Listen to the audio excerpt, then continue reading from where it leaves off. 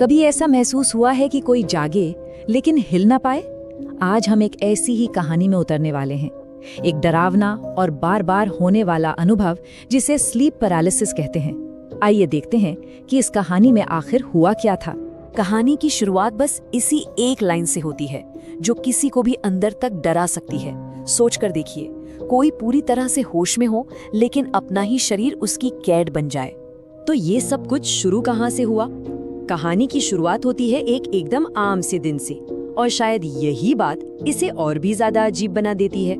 तो बात है साल 2011 की, जगह है वेलेंसिया सिटी और मौसम था एक ठंडी बारिश वाली दोपहर का।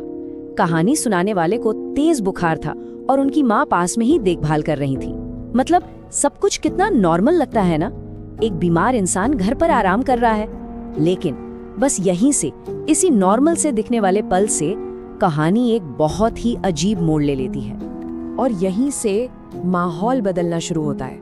वो जो आराम और सुरक्षा का एहसास था, उस पर एक अनजाना सा डर हावी होने लगता है। और इसकी शुरुआत होती है एक बहुत ही हल्की सी आवाज से।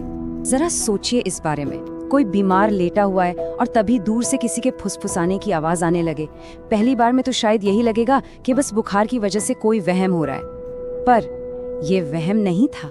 और जो चीज इस अनुभव को सच में खौफनाक बनाती है वो ये थी कि आवाज वहीं रुकी नहीं, वो धीरे धीरे और पास आती जा रही थी।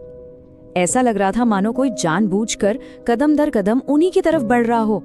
और फिर वो सिर्फ एक आवाज नहीं रहती, वो एक एहसास बन जाती है, एक मौजूदगी का एहसास। उन्हें महसूस हुआ कि कोई उनके बिस्तर के पास, बिल्कुल पैरों के पास आकर खड़ा हो गया। और याद रहे, ये सब तब हो रहा था जब वो हिल तक नहीं पा रहे थे। अब ऐसी हालत में जब डर किसी के भी होश उड़ा दे, कहानी एक नया मोड़ लेती है।